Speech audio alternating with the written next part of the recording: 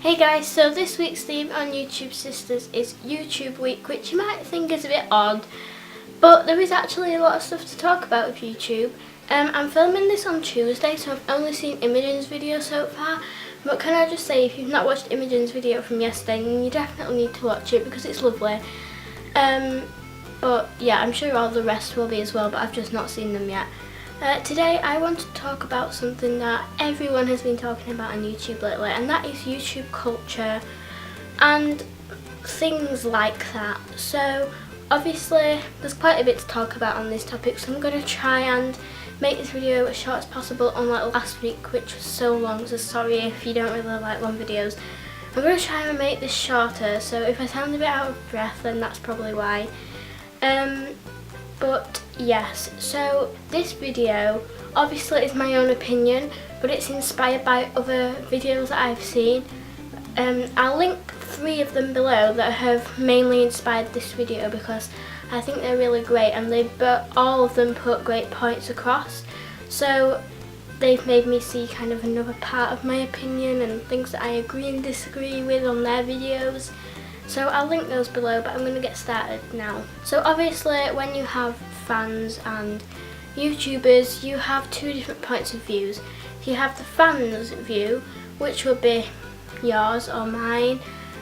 So you're watching these YouTubers' videos, and the YouTuber would be these YouTube people that go and they travel and they do meetups, which is great.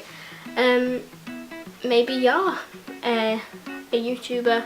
Well, I guess I'm a YouTuber because I make YouTube videos, but I mean the big YouTubers, you know, that do all the travelling and the meetups and things like that. I don't know why I just did this, probably looked a bit odd. So I'm going to start off with the YouTuber's point of view.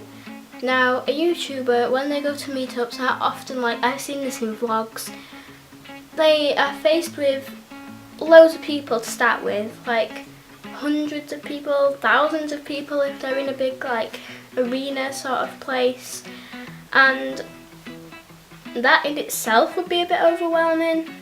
But I've noticed that often people like scream at them, and I know when bands go on the stage and things, obviously you cheer and you scream and you clap, but they're a band and they're going to play music and they're going on stage to sing, and that's kind of what you do. But when someone walks into a room and they get screamed at, I think that would be overwhelming.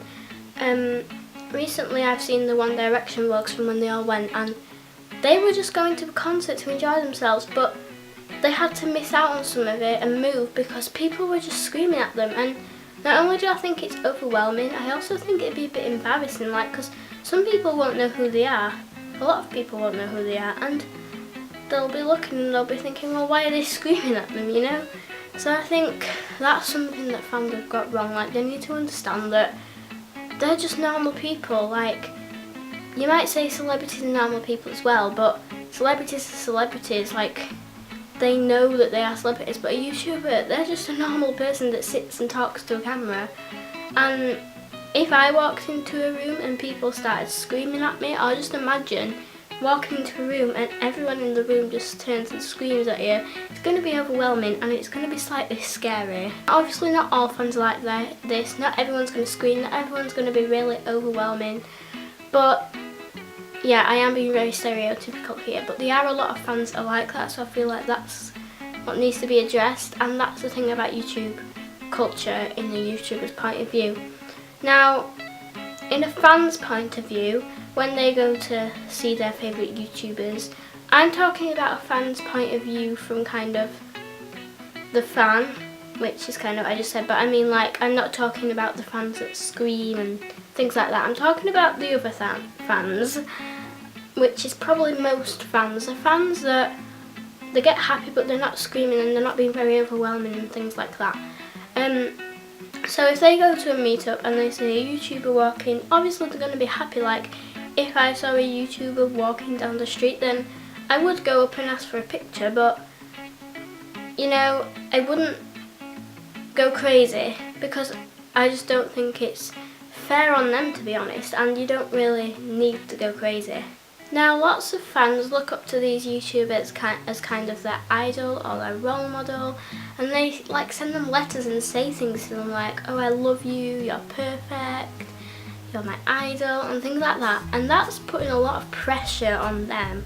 Like, if they have millions of people looking up to them, then they feel like they have to, I don't know, be perfect all the time. But the thing is, the only thing that the fans see is the side of that person that they put on the camera.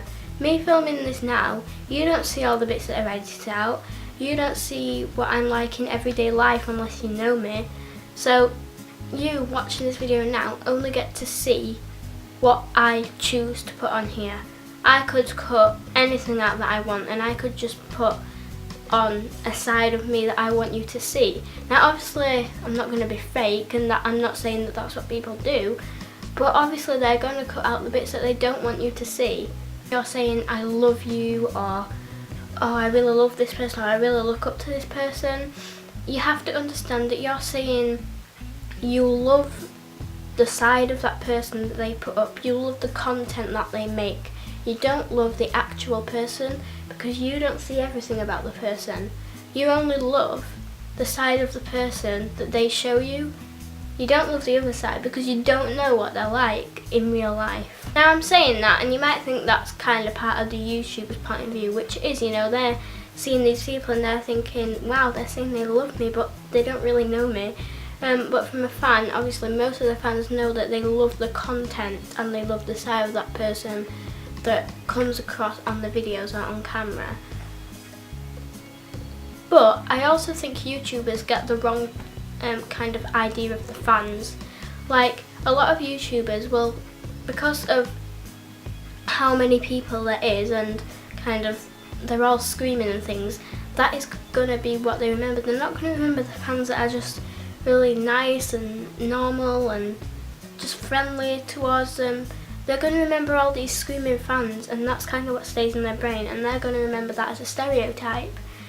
I think it's important that not only do the fans need to realise that about the whole love, hate, screaming thing, but YouTubers need to realise that that is not your everyday fan. Like, those fans that scream are a minority of the fans.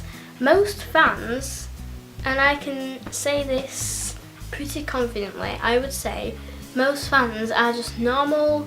I'm not saying that the people that scream aren't normal, but they're normal fans and they're just happy to see the YouTubers, you know, and they're not screaming and going over the top. And YouTubers need to realise that, and need to realise that it's not always like that. Like, most fans are friendly and nice and just happy to meet you. So I'm going to stop now because my camera is about to die, but I hope you enjoyed this video. Give it a thumbs up if you did, and leave your opinions on this topic down below. Just an ant on my camera or a fly, little whatever it is. But yeah, hopefully I got everything across. Sorry it was quite rambly. It wasn't as long as last week, but it still was pretty long, so I'm sorry. But I'm going to go now. Don't forget to subscribe to YouTube Sisters, and I'll see you next week. Bye. Hey guys, sorry about my hair. It's like massive because I just took it out of a ponytail. But anyway, this week's